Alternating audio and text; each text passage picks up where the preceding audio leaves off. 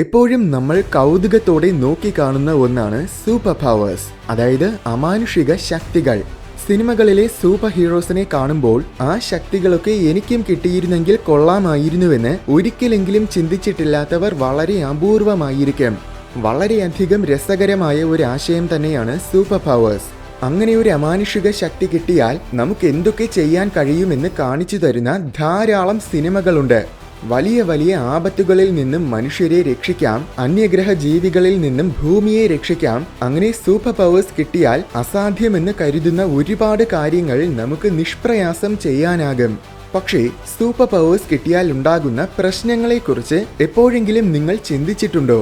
ശാസ്ത്രപരമായും പ്രായോഗികമായിട്ടും ചിന്തിക്കുമ്പോൾ ഒട്ടുമിക്ക അമാനുഷിക ശക്തികളും യഥാർത്ഥത്തിൽ വെറും ഉപയോഗശൂന്യമാണെന്നതിലുപരി ചില സൂപ്പർ പവേഴ്സ് കിട്ടിയാൽ അത് നമുക്കൊരു ശാപമായിട്ട് മാറുകയും ചെയ്യും. എന്തുകൊണ്ടാണ് അത്തരം സൂപ്പർ പവേഴ്സ് നമുക്ക് ആവശ്യമില്ലാത്തതെന്നും പ്രായോഗികമായിട്ട് ചിന്തിക്കുമ്പോൾ അതുകൊണ്ടുണ്ടാകുന്ന പ്രശ്നങ്ങൾ എന്തൊക്കെയാണെന്നും നമുക്ക് നോക്കാം.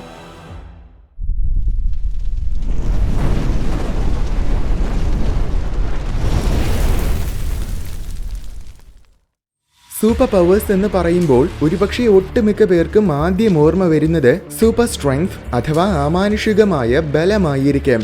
ഇന്നത്തെ സിനിമകളിൽ മാത്രമല്ല, ആയിരക്കണക്കിന് വർഷങ്ങൾക്ക് മുൻപ് മുതലുള്ള പൗരാണികമായ ഐതിഹ്യങ്ങളിലും കെട്ടുകഥകളിലും വരെ സൂപ്പർ സ്ട്രെങ്ത് വളരെ പ്രശസ്തമാണ്. വില്ലന്മാരെ ഇടിച്ചു പറത്തുന്നതും ചുമരൊക്കെ ഇടിച്ചു തകർത്തു വരുന്നതും വളരെ വലിയ വസ്തുക്കളെയൊക്കെ തൂക്കിയെടുക്കുന്നതുമെല്ലാം തന്നെ സൂപ്പർ സ്ട്രെങ്ത് ഉണ്ടെങ്കിൽ നിഷ്പ്രയാസം ചെയ്യാനാകും. പക്ഷേ ഇതിൽ ചില കുഴപ്പങ്ങളുണ്ട്. പ്രധാന പ്രശ്നം, ദൈനംദിന ജീവിതത്തിൽ നമ്മൾ ഉപയോഗിക്കുന്ന സകല വസ്തുക്കളും ഒരു ശരാശരി ബലമുള്ള മനുഷ്യന് ഉപയോഗിക്കാൻ കഴിയുന്ന രീതിയിലാണ് നിർമ്മിച്ചിട്ടുള്ളത്. അതുകൊണ്ട് തന്നെ നിങ്ങൾക്ക് സൂപ്പർ സ്ട്രെങ്ത് ഉണ്ടെങ്കിൽ നിങ്ങൾ അത്യധികം സൂക്ഷ്മതയോടെ വേണം ഓരോ വസ്തുക്കളിലും സ്പർശിക്കാൻ. ഉദാഹരണത്തിന്, ഈ വീഡിയോ കാണാൻ ഉപയോഗിക്കുന്ന മൊബൈൽ ഫോൺ വളരെ മൃദുവായിട്ട് പിടിച്ചില്ല എങ്കിൽ അത് തവിട് പൊടിയായി പോകും. കാറിന്റെ ഡോറ് തുറക്കുമ്പോൾ ആ ഡോറ് മൊത്തത്തിൽ കയ്യിലിരിക്കും. ഷെയ്ക്ക് ഹാൻഡ് കൊടുക്കുമ്പോൾ അയാളുടെ കയ്യിലെ എല്ലുകളൊക്കെ ഒടിഞ്ഞു പോകും. ഇതുപോലെ നിങ്ങൾ എന്തൊക്കെ ചെയ്താലും വളരെ വളരെ വളരെ സൂക്ഷ്മതയോടെ ചെയ്തില്ല എങ്കിൽ എല്ലാം തകർന്നു പോകും. ഓർക്കുക, സൂപ്പർ സ്ട്രെങ്ത് എന്ന് പറയുന്നത് ഒരു ശരാശരി മനുഷ്യന്റെ 100 കണക്കിനോ 1000 കണക്കിനോ മടങ്ങ് ശക്തിയാണ്. അപ്പോൾ ഓരോ കാര്യങ്ങൾ ചെയ്യുമ്പോഴും സാധാരണ മനുഷ്യരുടെ 1000 മടങ്ങ് സൂക്ഷ്മതയോടെ വേണം ചെയ്യാൻ. അത് ഏകദേശം അസാധ്യമായ ഒരു കാര്യമാണ്. പക്ഷേ ഈ പ്രശ്നങ്ങളൊക്കെ ഉണ്ടെങ്കിലും വില്ലന്മാരെ ഇടിച്ചു പറത്താനും വളരെ വലിയ വസ്തുക്കളെയൊക്കെ തൂക്കിയെടുക്കാനുമൊക്കെ കഴിയുമല്ലോ എന്ന് കരുതിയാലും അതുമത്ര എളുപ്പമല്ല. കാരണം അമാനുഷിക ബലമൊക്കെ ഉണ്ടെങ്കിലും അത് നമ്മൾ പ്രയോഗിക്കുന്നത് നമ്മുടെ കൈകളുടെ തീരെ ചെറിയ വ്യാപ്തി ഉപയോഗിച്ചാണ്. അതുകൊണ്ട് തന്നെ ഘോരമായ ശക്തിയുടെ സമ്മർദ്ദം മുഴുവൻ കൈകളുടെ അറ്റത്തിൽ മാത്രം കേന്ദ്രീകരിക്കപ്പെടുന്നത് കാരണം നമ്മൾ തൂക്കിയെടുക്കാൻ ശ്രമിക്കുന്ന വസ്തുക്കൾ ഒരുപക്ഷെ തകർന്നു പോകും. ഉദാഹരണത്തിന്, ഒരു കാറിനെ തൂക്കിയെടുക്കാൻ നോക്കിയാൽ അതിന്റെ ബമ്പറിൽ പിടിച്ചാണ് തൂക്കുന്നതെങ്കിൽ ബമ്പർ പൊട്ടി കയ്യിലിരിക്കും. കാറിന്റെ അടിയിൽ പോയ ശേഷം വളരെ വളരെ സൂക്ഷ്മതയോടെ പതിയെ പതിയെ ഉയർത്തിയാൽ നിങ്ങൾക്ക് ആ വാഹനത്തിനെ പൊക്കിയെടുക്കാം. പക്ഷേ അങ്ങനെ ചെയ്താലും ആ വാഹനത്തിന്റെ 2 വശങ്ങളും വളഞ്ഞു പോകും. സൂപ്പർമാന്റെ പ്രശസ്തമായ പ്ലെയിൻ രംഗമാണ് ഇപ്പോൾ ഓർമ്മ വരുന്നത്. അങ്ങനെ അമാനുഷികമായ ബലം ഉപയോഗിച്ച് ഒരു പ്ലെയിനിനെ നിർത്താൻ നോക്കിയാൽ യഥാർത്ഥത്തിൽ ആ പ്ലെയിനിൽ ഒരു ദ്വാരം വീഴുകയും സൂപ്പർമാൻ മറുവശത്തെത്തുകയും ചെയ്യും. ഒരാളെ ഇടിച്ചു പറത്താൻ ശ്രമിച്ചാൽ പറക്കുന്നതിന് പകരം അയാളുടെ ശരീരത്തിൽ ഒരു ദ്വാരം വീഴുകയായിരിക്കും ചെയ്യുന്നത്. ചുരുക്കി പറഞ്ഞാൽ, ഈ സൂപ്പർ പവർ കാരണം നാശനഷ്ടങ്ങളല്ലാതെ നിങ്ങൾക്കും സമൂഹത്തിനും യാതൊരു പ്രയോജനവും ഉണ്ടായിരിക്കില്ല. സൂപ്പർ സ്ട്രെങ്ത് പോലെ ഒരുപക്ഷെ അതിനേക്കാൾ രസകരമായ ശക്തിയാണ് സൂപ്പർ സ്പീഡ്, അതായത് അതിവേഗത്തിൽ ഓടാനും പ്രവർത്തിക്കാനുമൊക്കെ കഴിയുന്ന ശക്തി. ഇത് കേൾക്കുമ്പോൾ തീർച്ചയായും ഫ്ലാഷിനെയായിരിക്കും പെട്ടെന്ന് നമുക്ക് ഓർമ്മ വരുന്നത്. ഫ്ലാഷിന്റെ ശക്തിയുണ്ടെങ്കിൽ സെക്കൻഡുകളുടെ നേരം കൊണ്ട് നമുക്ക് ലോകം ചുറ്റി വരാം. വളരെ ഉപയോഗപ്രദമായ ഒരു ശക്തി തന്നെയായിരിക്കും സൂപ്പർ സ്പീഡ്. പക്ഷേ പ്രശ്നം എന്താണെന്നാൽ ഈ ശക്തി യഥാർത്ഥത്തിൽ വലിയൊരു ദുരന്തമാണ്. ഏറ്റവും പ്രധാന പ്രശ്നം ആക്സിലറേഷൻ ആണ്. എത്ര വേഗത്തിൽ സഞ്ചരിക്കാൻ കഴിയുമെന്നത് നമ്മുടെ ശരീരത്തിനൊരു പ്രശ്നമേ അല്ല. എത്ര വേഗത്തിൽ വേണമെങ്കിലും സഞ്ചരിക്കാം. പക്ഷേ എത്ര വേഗത്തിൽ നമ്മൾ ആക്സിലറേറ്റ് ചെയ്യപ്പെടുന്നു എന്നതാണ് വിഷയം. ആക്സിലറേഷൻ അളക്കുന്നത് G ഫോഴ്സിലാണ്. ഒരു ജി ഫോഴ്സ് എന്ന് വെച്ചാൽ ഭൂമിയുടെ ഗ്രാവിറ്റി കാരണം അനുഭവപ്പെടുന്ന ആക്സിലറേഷൻ ആണ്. അതായത് 9.8 മീറ്റർ പെർ സെക്കൻഡ് സ്ക്വയർ എന്ന് വെച്ചാൽ ഓരോ സെക്കൻഡിലും 9.8 മീറ്റർ പെർ സെക്കൻഡ് നിരക്കിൽ വേഗത കൂടിക്കൊണ്ടിരിക്കും. ഒരു ശരാശരി മനുഷ്യ ശരീരത്തിന് 9 G വരെ മാത്രമേ ഒരു കുഴപ്പവുമില്ലാതെ താങ്ങാൻ കഴിയുകയുള്ളൂ. അതും ഏതാനും ചില സെക്കൻഡുകൾ നേരത്തേക്ക് മാത്രം. പക്ഷേ നിഗമന പ്രകാരം ഏകദേശം 100 G വരെ കുറച്ചു സെക്കൻഡുകൾ നേരത്തേക്ക് ഒരു മനുഷ്യ ശരീരത്തിന് അതിജീവിക്കാനാകും. എന്നാൽ ഫ്ലാഷിനെ പോലെ അത്യധികം വേഗത്തിൽ നിങ്ങൾക്ക് ആക്സിലറേറ്റ് ചെയ്യണമെങ്കിൽ നിങ്ങളുടെ ആക്സിലറേഷൻ വേഗതയ്ക്ക് ദശലക്ഷക്കണക്കിന് G ഫോഴ്സ് ഉണ്ടായിരിക്കണം. പക്ഷേ അത്രയും വേഗത്തിലുള്ള ആക്സിലറേഷൻ താങ്ങാനുള്ള ശക്തി നിങ്ങളുടെ കാലുകൾക്കുണ്ടായിരിക്കില്ല. ആക്സിലറേറ്റ് ചെയ്തു തുടങ്ങുമ്പോൾ തന്നെ കാലുകൾ ഒടിഞ്ഞു പോകും. കാലുകൾക്ക് മാത്രമല്ല, ശരീരത്തിന് മുഴുവനും ആ ശക്തി താങ്ങാൻ കഴിയില്ല. ചുരുക്കി പറഞ്ഞാൽ ഫ്ലാഷിനെ പോലെ ആക്സിലറേറ്റ് ചെയ്യാൻ ശ്രമിച്ചാൽ ഇൻസ്റ്റന്റ് ആയിട്ട് നിങ്ങളുടെ ശരീരം ചമ്മന്തിയാകും. ഈ പ്രശ്നങ്ങളൊന്നുമില്ലാതെ സുരക്ഷിതമായിട്ട് ഫ്ലാഷിനെ പോലെ ആക്സിലറേറ്റ് ചെയ്യണമെങ്കിൽ ആഴ്ചകൾ മുതൽ മാസങ്ങളോളം വരെ സമയമെടുക്കും. അതേപോലെ തന്നെ നിൽക്കാൻ നേരത്തും, അതായത് സുരക്ഷിതമായിട്ട് ഡീക്സിലറേറ്റ് ചെയ്യാനും ആക്സിലറേറ്റ് ചെയ്യാൻ എടുത്തതുപോലെ വീണ്ടും സമയമെടുക്കും. ഇനി ആക്സിലറേഷനും ഡീക്സിലറേഷനും ഒക്കെ ഒരു പരിഹാരം കണ്ടെത്താൻ കഴിഞ്ഞാലും മറ്റൊരു വലിയ പ്രശ്നമുണ്ട്. അതാണ് നമ്മുടെ കാഴ്ചശക്തി. വെറും 50 km/h വേഗത്തിൽ വാഹനത്തിൽ സഞ്ചരിക്കുമ്പോൾ തന്നെ നമ്മുടെ കണ്ണുകൾക്ക് എല്ലാം വ്യക്തമായിട്ട് കാണാൻ കഴിയില്ല. നേരെ മുന്നിലുള്ള കാഴ്ച ഒഴികെ വശങ്ങളിലുള്ള കാഴ്ച മുഴുവൻ മങ്ങിയതായിരിക്കും. കാരണം നമ്മുടെ കണ്ണുകൾക്ക് അത്രയും വേഗത്തിൽ പ്രവർത്തിക്കാനുള്ള ശേഷിയില്ല. അപ്പോൾ ഫ്ലാഷിനെ പോലെ സൂപ്പർ സ്പീഡ് വേഗത്തിൽ പോയാൽ എന്തായിരിക്കും സംഭവിക്കുക എന്ന് നിങ്ങൾക്ക് ഊഹിക്കാവുന്നതേയുള്ളൂ. വളരെ നിസ്സാരമായിട്ട് പറഞ്ഞാൽ അത്രയും വേഗത്തിൽ സഞ്ചരിക്കുമ്പോൾ നിങ്ങൾ പ്രായോഗികമായും അന്ധരായിരിക്കും. എന്നാൽ പ്രശ്നങ്ങൾ ഇതുകൊണ്ടും തീരുന്നില്ല.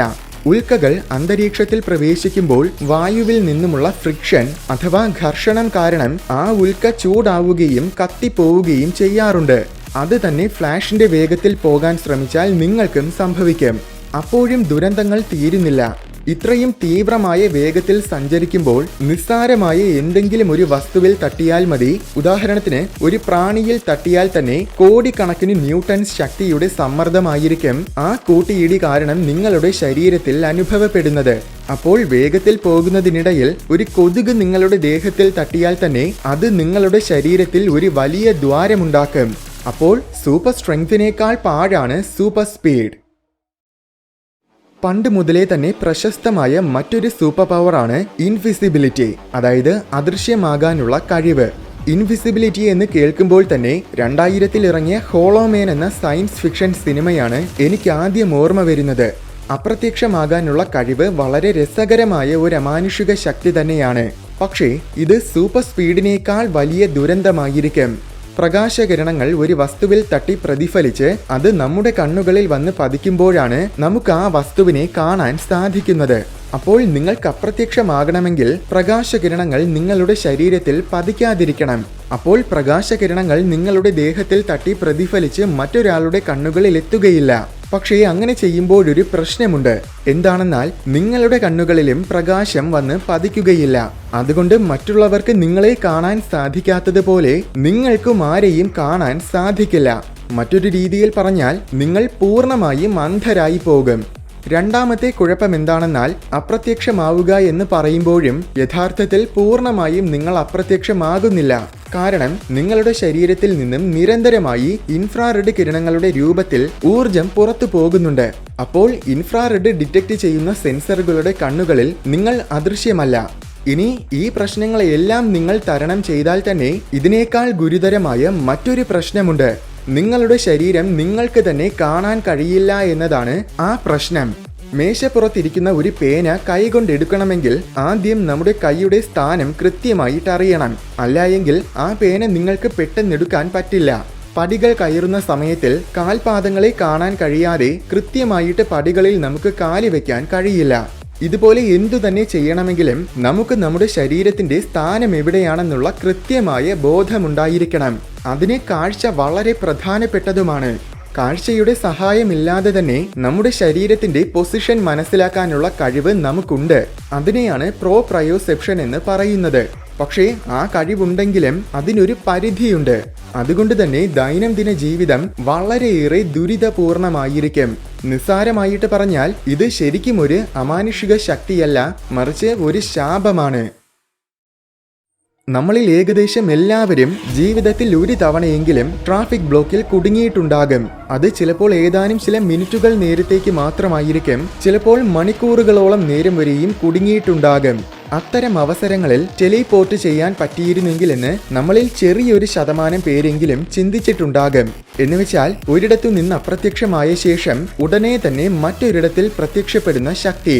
അതായത് എക്സ്മെൻ സിനിമകളിൽ നൈറ്റ് ക്രോളർ ചെയ്യുന്നത് പോലെ, അല്ലെങ്കിൽ അംബ്രല്ല അക്കാഡമിയിലെ നമ്പർ 5 പോലെ. ഇത് സംഭവം അടിപൊളിയാണ്.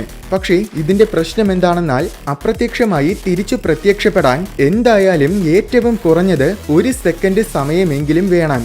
അതിലെന്താണ് കുഴപ്പമെന്ന് ചോദിച്ചാൽ, ഭൂമി വെറുതെ ഒരിടത്ത് നിൽക്കുന്ന വസ്തുവല്ല, അത് നിരന്തരമായിട്ട് സഞ്ചരിച്ചു കൊണ്ടിരിക്കുകയാണ്. ഏകദേശം 465 മീറ്റർ പെർ സെക്കൻഡ് വേഗത്തിലാണ് ഭൂമി സ്വന്തം അച്ചുതണ്ടിൽ കറങ്ങുന്നത്. അത് പരിഗണിക്കുമ്പോൾ നിങ്ങൾ അപ്രത്യക്ഷമായ ശേഷം പ്രത്യക്ഷപ്പെടുന്നത് നിങ്ങൾ ഉദ്ദേശിച്ച സ്ഥലത്തു നിന്നും 465 മീറ്റേഴ്സ് അകലെയായിരിക്കും. അതായത് ഒരു റൂമിൽ നിന്നും അടുത്ത റൂമിലേക്ക് ടെലിപോർട്ട് ചെയ്യാൻ ശ്രമിക്കുമ്പോൾ ഒരുപക്ഷെ തിരിച്ചു പ്രത്യക്ഷപ്പെടുന്നത് അപ്പുറത്തെ മാമന്റെ വീട്ടിലായിരിക്കും. എന്നാൽ ഭൂമി സ്വന്തം അച്ചുതണ്ടിൽ കറങ്ങുക മാത്രമല്ല, സൂര്യന് ചുറ്റും വലം വെക്കുകയും കൂടെ ചെയ്യുന്നുണ്ട്. 1 സെക്കൻഡിൽ 30 കിലോമീറ്റർ വേഗത്തിലാണ് അങ്ങനെ ഭൂമി സൂര്യനെ വലം വെക്കുന്നത്. അതും കൂടെ പരിഗണിക്കുമ്പോൾ തിരിച്ചു പ്രത്യക്ഷപ്പെടുന്നത് ചിലപ്പോൾ 30 കിലോമീറ്റേഴ്സ് അകലെയായിരിക്കും. പക്ഷേ ഇതവിടെയും അവസാനിക്കുന്നില്ല. ഭൂമിയും സൂര്യനും നമ്മുടെ സൗരയൂഥം മുഴുവനും നമ്മുടെ മിൽക്കി വേ ഗാലക്സിയുടെ മധ്യഭാഗത്തിന് ചുറ്റും വലം വെക്കുകയും ചെയ്യുന്നുണ്ട്.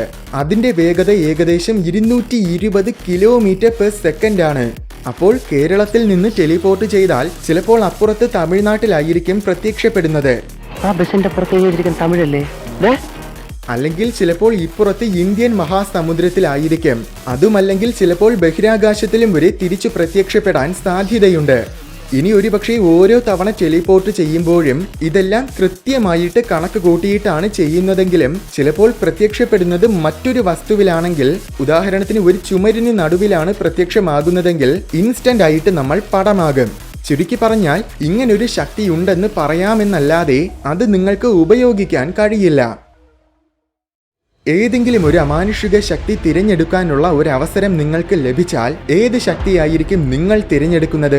എന്തുകൊണ്ടാണ് ആ ശക്തി നിങ്ങൾ തിരഞ്ഞെടുക്കാനുള്ള കാരണം? കമന്റ് ബോക്സിലൂടെ അറിയിക്കൂ.